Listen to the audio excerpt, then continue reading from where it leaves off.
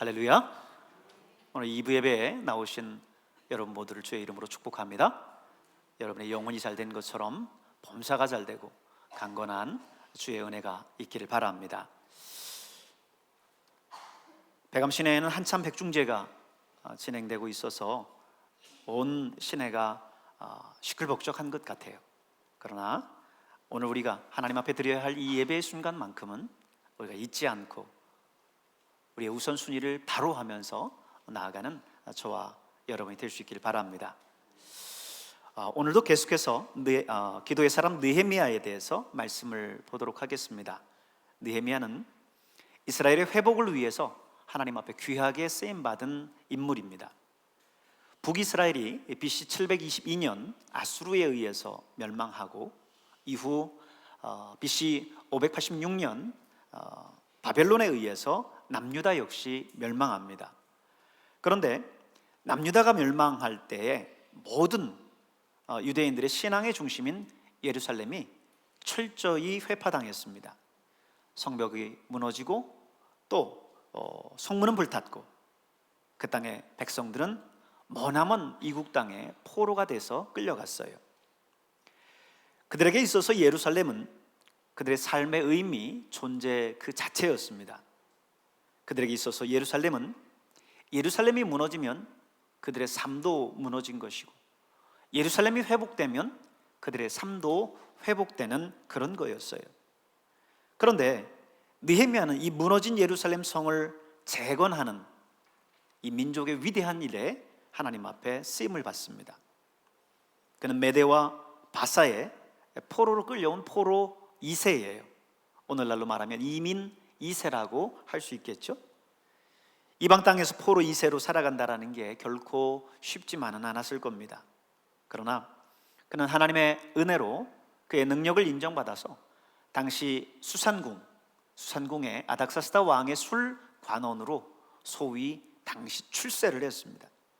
오늘날로 말하면 이민 2세가 돼서 세계 초강대국 미국의 백악관에 입성하고 대통령 최측근에서 일하는 사람이 됐다, 이렇게 생각하면 이해하기가 쉬울 것 같습니다. 하지만 그가 아무리 궁중에서 있다라고 한들 그 당장의 고향에 돌아가서 예루살렘 성을 재건한다라고 하는 것은 이거는 불가능에 가까운 일이었습니다. 그런데 그럼에도 불구하고 이 엄청난 일을 위해서 그는 하나님 앞에 뜻을 품고 기도했고 그 기도한 내용대로 그의 삶 속에서 살아냈습니다. 그러기에 그가 위대하게 하나님 앞에 쓰임받았다라고 말씀을 드리는 거예요. 그런데 그의 그런 인생의 위대한 스토리를 가능하게 한 것은 무엇이었느냐? 그것은 기도였습니다. 그는 하나님께 늘 기도하는 사람이었어요. 그래서 저는 그가 어떻게 이 위대한 일을 이룰 수 있었는가, 어떻게 하나님께 그가 기도했는가를 살펴보려고 합니다. 그의 기도를 묵상하다 보면 기도가 무언가라고 하는 이 질문에 답을 얻을 수 있어요. 우리가 기도가 무엇인지 바로 알아야 하나님 앞에 바로 기도할 수 있는 겁니다. 그렇다면 여러분, 기도란 무엇일까요? 첫째, 기도는요, 사람의 마음을 움직이는 힘입니다. 사람의 마음을 움직이는 힘이에요. 앞서 1장 11절에 있는 말씀을 보면 주여 구하오니 귀를 기울이사 종의 기도와 주의 이름을 경외하기를 기뻐하는 종들의 기도를 들으시고 오늘 종이 형통하여 이 사람 앞에서 은혜를 입게 하옵소서 그랬습니다. 여러분, 이게 무슨 말입니까? 느헤미야는 당대 최고의 권세를 가지고 천하를 호령하는 메대와 바사 제국의 통치자 이 아닥사스다 왕에게 지금 자신이 고향으로 돌아가서 이 무너진 성 예루살렘을 재건할 테니 자기를 좀 보내달라, 이렇게 구하겠다는 거예요. 그리고 그렇게 왕에게 구할 때 왕이 그 요청을 허락하도록 하나님, 그의 마음을 움직여 주옵소서라고 하는 기도의 내용입니다. 우리는 이미 앞장에서 봤듯이 그가 아닥사스다 왕 앞에 언제나 출입할 수 있는 왕의 최측근에 있는 그런 사람인 걸 봤어요. 그렇기 때문에 사실 이 문제를 가지고 그냥 왕 앞에 들어가서 이야기할 수도 있었습니다. 그러나 그는 먼저 하나님 앞에 나아가서 이 문제를 올려드리며 기도했어요. 하나님, 제가 이제 왕 앞에 나가서 제 고향 땅에 돌아가 예루살렘 성을 재건할 수 있도록 해달라고 구하겠습니다. 왕의 마음을 하나님께서 움직여 주셔서 제가 구하는 것을 왕이 허락할 수 있도록 주장하시고 이끌어 주시옵소서, 이렇게 기도한 겁니다. 다시 말해서 하나님께 아닥사스다 왕의 마음을 움직여 달라고 기도한 거예요. 인류의 역사를 보면 모든 성공과 실패는 결국 사람을 어떻게 다루느냐에 따라서 그 여부가 결정됩니다. 인간의 일이라는 게 결국은 인간 관계를 떠나서는 이루어질 수 없기 때문입니다. 그래서 현대 심리학이나 경영학은 이 인간관계의 기술이나 처세술에 대해서 관심이 많이 있습니다. 하지만 성경은 이런 세상적인 방법들보다 훨씬 탁월한 방법을 우리에게 가르쳐주고 있어요. 그게 뭐죠? 그게 바로 사람의 마음을 움직일 수 있는 힘인 기도입니다. 기도는 사람의 마음을 움직일 수 있어요. 아니, 보다 본질적으로 말한다면 사람의 마음을 움직일 수 있는 하나님의 손을 움직일 수 있는 겁니다. 중국 선교의 개척자인 허드슨 테일러 선교사님이 있어요. 어느 날 어떤 사람이 찾아와서 선교사님한테 이렇게 묻습니다. 선교사님이 어떻게 그렇게 선교 사역을 성공적으로 하실 수 있었습니까? 그 비결이 무엇입니까? 물었습니다. 그랬더니 이 허드슨 테일러가 이런 유명한 말을 남깁니다. 저는 오직 기도로 사람들을 움직였을 따름입니다. 오직 기도로 사람들의 마음을 움직였을 따름입니다. 그러자 그 사람이 의아한 듯 다시 물었습니다. 선교사님, 그게 무슨 말씀입니까? 그때 다시 허드슨 테일러가 이렇게 말해요. 저는 하나님께서 사람들의 마음을 움직이시도록 하였습니다. 당신도 당신의 힘으로 사람을 움직이려 하지 말고 하나님께서 그들을 움직이시도록 하십시오, 그랬습니다. 우리가 우리의 힘으로 사람을 움직이려고 하지 말고 하나님 앞에 나아가 기도함으로 하나님께서 그들의 마음을 움직이시도록 하라는 거예요. 여러분, 그렇습니다.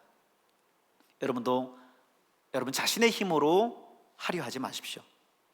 여러분이 여러분의 남편이나 아내를 움직이려고 하지 마세요. 여러분 스스로 여러분의 자녀를 억지로 움직이려고 하지 마십시오. 오직 하나님이 그들의 마음을 움직이시도록 하나님 앞에 나와 오늘 느헤미야처럼 눈물로 금식하며 기도하시기 바랍니다. 느헤미야는 아닥사스다 왕의 마음을 움직이려 하지 않고요, 하나님께 나아가서 하나님의 마음을 움직이려고 했어요. 하나님, 이 시간 제가 기도하는 이 기도를 들으시고 이 땅 백성을 긍휼히 여기셔서 이 예루살렘 성을 재건하게 하여 주시옵소서. 그 일을 위해서 하나님께서 우리 아닥사스다 왕의 마음을 움직여 주십시오. 이렇게 하나님께 나아가 기도했습니다. 느헤미야는 아마 아닥사스다 왕에게 나아가서 그가 직접 그의 마음을 움직이기 위해서 세상적인 방법들을 동원하고 이야기를 했다면 어쩌면 실패했을 거예요. 왜냐하면요, 거기에는 몇 가지 이유가 있습니다. 첫째로 이 아닥사스다 왕 자체가 굉장히 고집스러운 인물이고요, 그리고 남들의 말을 좀처럼 듣지 않는 그런 사람입니다. 이런 왕에게 느헤미야가 가서 자기 부탁을 들어달라고 하는 것은 거의 불가능에 가까운 거예요. 그리고 그런 이야기를 꺼냈다가 잘못하면 자기의 지위마저 박탈당하고 자기 생명까지도 위험해질 수 있는 상황입니다. 그래서 지금 느헤미야는 하나님이 그 왕의 마음을 움직여 주시기를 위해서 기도했어요. 그리고 하나님께서 그렇게 해주실 줄로 확신하고 하나님의 때를 기다렸다가 왕 앞에 나아갑니다. 그리고 두 번째 이유는요, 이 아닥사스다 왕은 평소부터 이 예루살렘 성이 중건되는 것에 대해서 극히 부정적인 생각을 가지고 있었던 사람이에요. 동일한 시대의 내용을 기록하고 있는 성경인 에스라서를 보면요, 에스라 4장 11절에서 13절 전반절까지 내용을 보면 이런 말씀이 있습니다. 여러분 자막에 나와 있는데 같이 한번 읽어볼까요? 시작. 아닥사스다 왕에게 올린 그 글의 초본은 이러하니 강 건너편에 있는 신하들은 왕에게 아뢰나이다.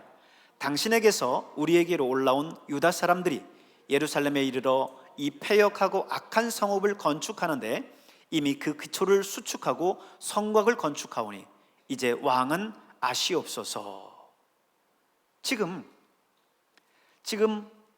한 신하들로부터 이 아닥사스다 왕에게 이 예루살렘 성에서 이루어지는 일에 고발장이 하나 접수됐어요. 그 내용이 뭐냐면, 왕이요, 지금 이곳으로 건너온 유다 사람들 몇이 이 예루살렘 성을 다시 건축하기 위해서 그 기초를 쌓고 성곽을 건축하려고 하고 있습니다. 그러나 그들은 패역하고 이 성은 악한 성읍입니다 라고 하면서 이 성읍이 다시 지어져서는 안 됩니다 라고 하며 고발장이 왕에게 접수된 거예요. 그랬더니 이 아닥사스다 왕이 이 내용을 보고 대답하기를 이렇게 지시했어요. 이어지는 4장 18절에서 21절에 있는 말씀을 또 같이 한번 읽어볼까요? 시작. 너희가 올린 글을 내 앞에서 낭독시키고 명령하여 살펴보니 과연 이 성읍이 예로부터 왕들을 거역하며 그 중에서 항상 패역하고 반역하는 일을 행하였으며 옛적에는 예루살렘을 다스리는 큰 군왕들이 있어서 강 건너편 모든 땅이 그들에게 조공과 관세와 통행세를 다 바쳤도다. 이제 너희는 명령을 전하여 그 사람들에게 공사를 그치게 하여 그 성을 건축하지 못하게 하고 내가 다시 조서를 내리기를 기다리라. 이 고발장을 받아들고 대답한 왕의 대답이에요. 내가 너희 고발장을 받아들고 조사를 해봤더니 그들은 항상 패역하고 반역하는 일을 많이 한 백성이더라.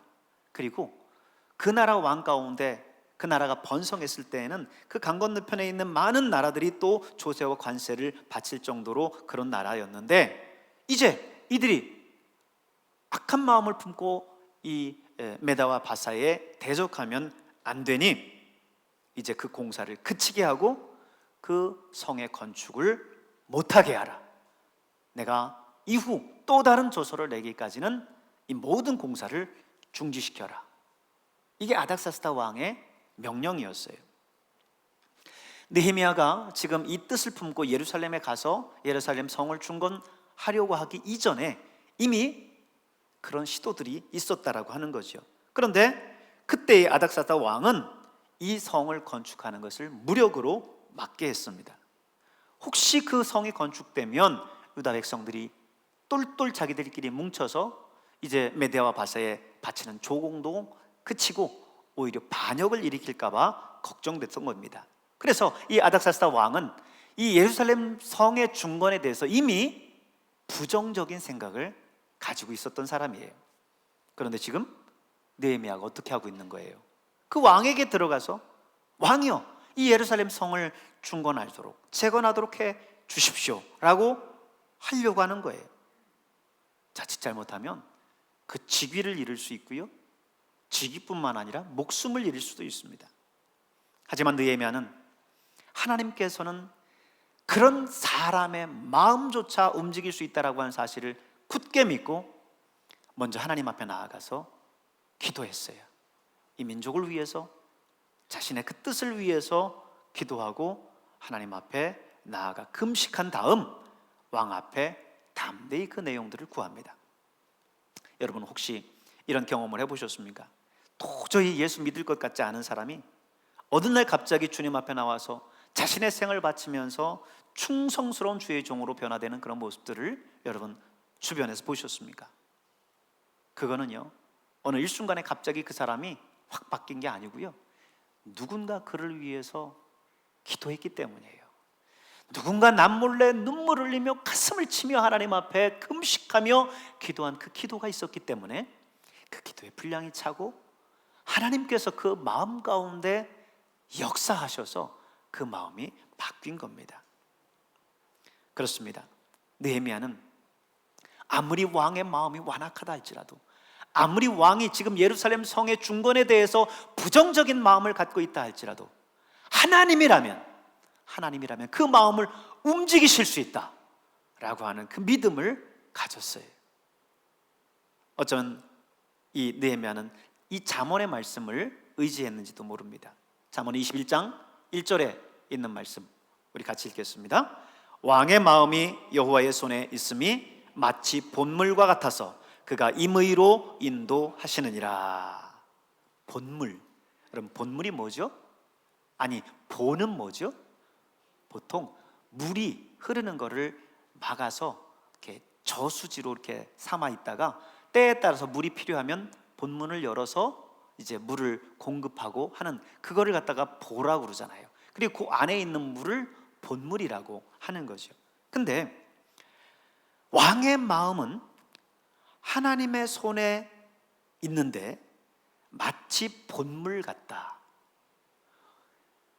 강은요, 자연적으로 흘러가는 강은 인간이 어떻게 할 수가 없어요. 근데 사람이 막아놓은 본물은 필요하면 보의 문을 열고 필요하면 보의 문을 닫아서 거기에 맞게 그 본물을 사용할 수 있어요. 근데 왕의 마음은 지금 본물 같다는 거예요. 하나님이 어떻게든 사용하신다, 마음 먹으시면 사용하실 수 있다라고 하는 거죠. 오늘 느헤미야는 바로 이 마음을 가지고 하나님 앞에 기도했을 거예요. 하나님께서 마음 먹으시면 아무리 완악하다 할지라도 그 아닥사스다 왕의 마음이 바뀔 줄로 믿습니다 하고 기도했던 거죠. 우리가 한 사람을 전도할 때나 인간관계에 문제가 생겼을 때, 야, 저 사람은 구제불능이야, 어쩔 수 없는 사람이야 하고 미리 단정 지을 때가 있어요. 하지만 그러지 마십시오. 왜요? 그것은 결국 여러분이 하나님을 신뢰하지 않는다라고 하는 반증이기 때문에요. 그것은 하나님에 대한 불신앙입니다. 그 말은 에이, 아무리 하나님이지만 하나님도 그건 어찌할 수 없어 라고 하는 거예요. 여러분, 그거는 하나님의 능력을 믿지 못하는 불신앙입니다. 우리가 하나님을 향해서 뭐라고 하죠? 전지전능하신 하나님이라고 고백해요. 모든 것을 아세요. 모르시는 게 없어요.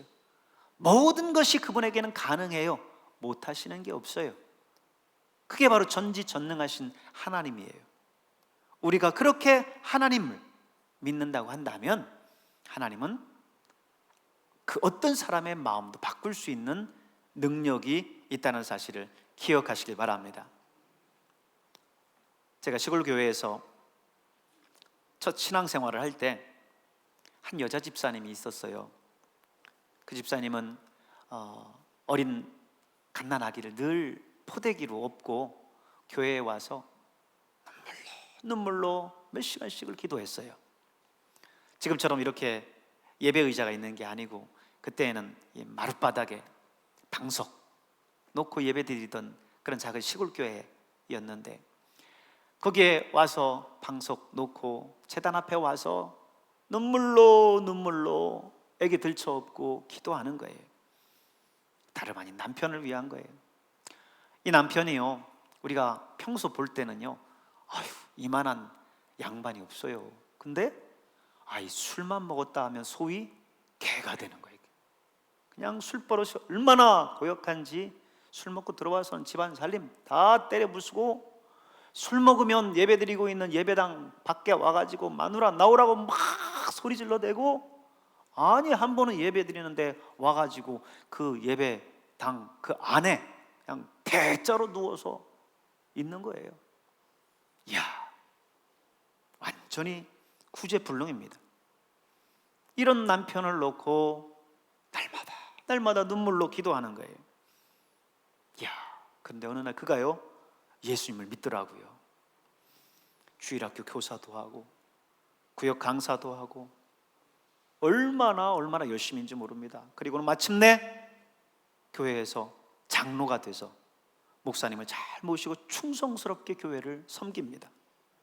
그리고 더 놀라운 거는요, 그분이 나중에 신학을 해서 그때 본인이 모시고 있었던 담임 목사님 이제 은퇴하시고 나서 그 교회를 이어서 지금 담임 목사가 돼서 목회를 하고 있어요. 다른 데 얘기가 아니라 제 모교회 얘기고 지금도 저하고 카톡을 주고받고 있는 목사님이에요. 처음에는 아무도 그가 예수를 믿고 구원받을 거라고는 생각하지도 않았어요. 그런데 그런 그도 하나님께서 바꾸어 놓으시더라고요. 그러므로 어떤 일에나 사람은 변하지 않는다 말하지 마십시오. 사람은 변할 수 있습니다. 그러나 분명한 것은 여러분의 힘으로는 불가능하다는 거예요. 하나님의 힘으로만 가능하다는 것입니다. 나는 못합니다. 그러나 내 안에 계신 주님은 가능합니다. 내게 능력 주시는 자 안에서 내가 모든 것을 할 수 있느니라. 빌립보서에 있는 이 사도 바울의 고백이 오늘 저와 여러분의 고백이 될 수 있기를 바랍니다.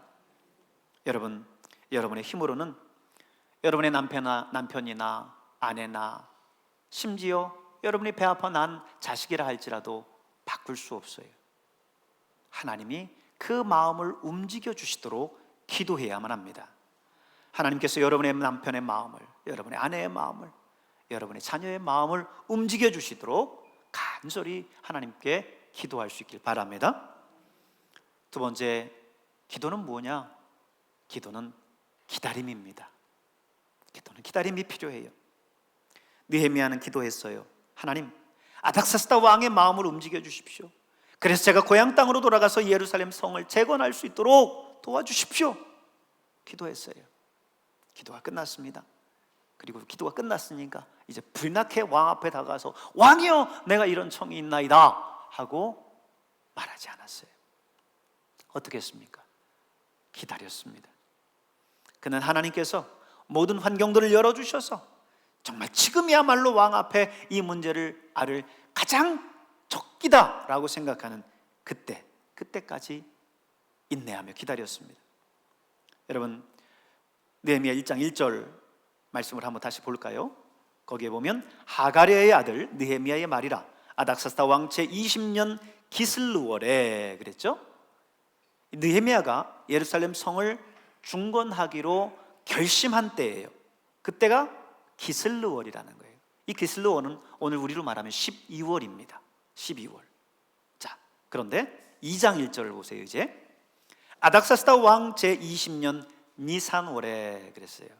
이 니산월은요, 오늘날로 말하면 4월입니다.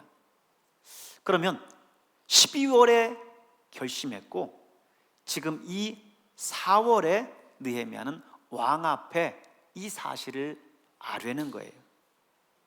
지금 느헤미야는 자신의 뜻을 정하고 하나님 앞에 기도하고 금식한 후 4개월을 기다렸어요. 4개월 기다리는 동안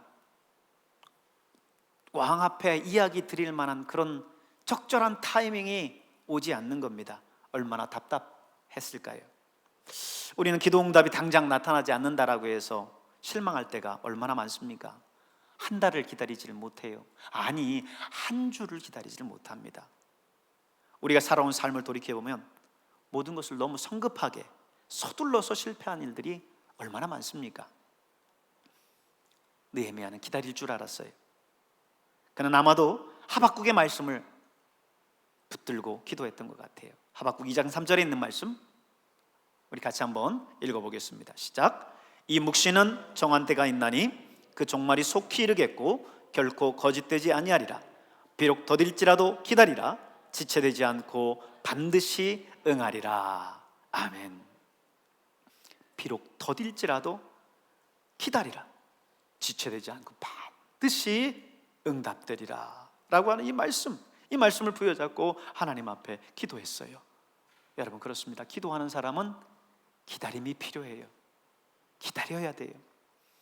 오늘 본문 2장 말씀을 보세요. 1절에서 3절의 말씀입니다. 같이 한번 읽겠습니다. 시작. 아닥사스다 왕 제20년 니산월에 왕 앞에 포도주가 있기로 내가 그 포도주를 왕에게 드렸는데 이전에는 내가 왕 앞에서 수심이 없었더니 왕이 내게 이르시되 내가 병이 없거늘 어찌하여 얼굴에 수심이 있느냐? 이는 필연 네 마음에 근심이 있음이로다 하더라. 그때 내가 크게 두려워하여 왕께 대답하되 왕은 만세수를 하옵소서. 내 조상들의 묘실이 있는 성읍이 이제까지 황폐하고 성문이 불탔사오니 내가 어찌 얼굴에 수심이 없사오리까. 느헤미야는 하나님 앞에 기도했어요. 근데 이상하게 기회가 오지 않습니다. 그러던 어느 날 드디어 기회가 왔어요. 느헤미야가 왕 앞에 나갔는데 느헤미야의 얼굴빛이 수심이 있는 것을 보고는 왕이 묻습니다. 야, 네가 병이 없는데 어찌하여 얼굴에 수심이 있느냐, 이렇게 물어요. 여러분, 오늘 지금 느헤미야가 얼굴에 수심이 있었다, 이 사실, 이 기록은 우리에게 적지 않은 위로를 가져다 줍니다.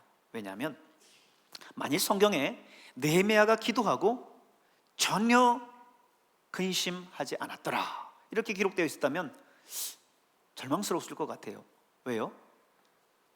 솔직히 저와 여러분은 어떤 문제를 가지고 하나님 앞에 나아가서 기도하고 하나님 앞에 부르짖고 금식하지만 걱정이 돼요. 그게 해결될 때까지는 계속해서 근심이 됩니다. 근데 보니까 오늘 느헤미야도 수심이 있었다는 거예요. 얼굴에 수심이 있었다는 거예요. 그 기도의 사람 느헤미야도 얼굴에 수심이 있었다는 거예요.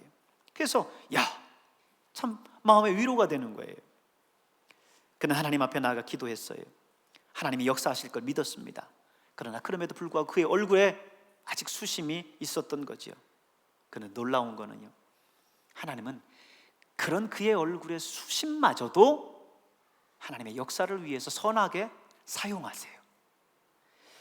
왕이 느헤미야의 얼굴을 보고는 지금 묻는 거예요. 느헤미야야, 네가 보니까 건강이 지금 문제가 있는 게 아닌데 어떻게 네 얼굴에 그렇게 수색이 가득하냐, 이렇게 묻는 겁니다. 성경 2절 후반절에 보니까 느헤미야가 그때 보니까요, 그때 내가 크게 두려워하여 그랬습니다. 느헤미야가 이 말을 듣고 두려웠다는 거예요. 왜요? 이게 왜 두려운 줄 압니까? 당시 페르시아법, 이 느헤미야가 있었던 메대와 바사 법에 의하면요, 왕 앞에서 시중 드는 신하 혹은 왕에게 나아가서 왕을 대면하는 모든 신하들은 얼굴에 근심빛을 띠면 안 돼요. 그 순간 그 직위를 박탈당하는 그런 규정이 있습니다. 왜냐하면 신하는 왕을 유쾌하게 하고 즐겁게 만들어야 할 의무가 있다라고 생각했던 거예요. 그런데 지금 이 느헤미야가 왕 앞에 근심스러운 얼굴을 가지고 있었는데 그걸 왕한테 들켜버렸어요. 그러니 어찌 두렵지 않겠습니까?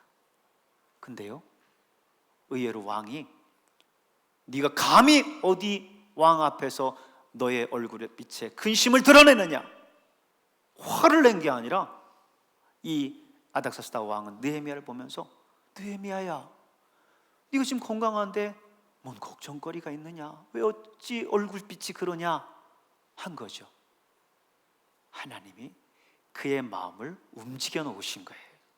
왕의 마음을 움직여 놓으신 거예요. 그래서 느헤미야에게 지금 이 왕의 마음이 확 지금 열려 있는 겁니다. 느헤미야는 바로 이때 하나님이 주신 타임이 바로 이때구나 생각하고는 왕이여 만세수 하옵소서. 나의 조상의 묘실이 있는 성읍 예루살렘이 회파되고 황무되었는데 제가 어찌 하루를 편안하게 살며 얼굴에 근심이 없을 수 있사오리까 하면서 왕께 드디어 자신의 마음을 이야기합니다. 느헤미야는 기슬루월에서 니산월까지 4개월 동안 이 문제 때문에 계속 정신적인 스트레스를 받았고, 그리고 영적으로 고된 싸움을 싸웠습니다.